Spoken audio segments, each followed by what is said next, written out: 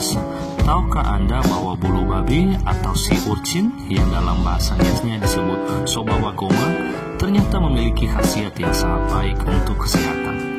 Sekalipun sebagian besar orang Nias atau Indonesia beranggapan bahwa bulu babi ini harus dihindari karena memiliki duri yang tajam dan beracun yang bisa sangat menyakitkan bila terinjak di karang.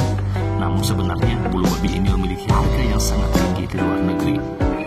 Beberapa khasiat yang didapatkan dari bulu babi ini adalah: pertama, bulu babi kaya protein yang nutrisinya lebih banyak daripada telur. Kedua, bulu babi juga mengandung vitamin C yang sangat tinggi. Ketiga, bulu babi juga dapat meningkatkan daya imun tubuh karena memiliki vitamin A yang berlimpah.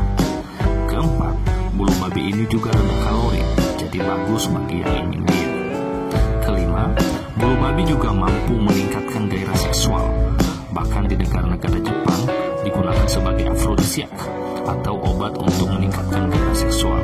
Karena telur-telur yang ada di dalam bulu babi berkhasiat untuk meningkatkan sirkulasi darah termasuk organ intim. Nah, mau tahu bagaimana cara mengolahnya?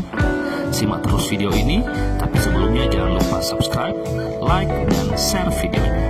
Karena memiliki nilai ekonomis yang sangat tinggi, orang Korea ditemani oleh dosen IPB beberapa waktu lalu jauh-jauh datang ke Nias untuk melihat potensi bulu babi yang ada di Nias. Bulu babi yang juga sering disebut landak laut ini memiliki potensi pasar yang sangat besar dan bisa menjadi peluang untuk meningkatkan kesejahteraan para nelayan di Nias. Bulu babi yang sudah ditangkap terlebih dahulu dipotong durinya agar tidak menyengat ketika dipegang. Setelah dibersihkan, maka dipotong untuk dikeluarkan isinya atau telur yang ada di dalam cangkangnya. Telur yang ada di dalam ini warnanya bervariasi. Ada yang orange, ada yang pucat, ada juga yang hitam. Tergantung kualitas makanan bulu babi dan juga suhu dan kadar air lautnya.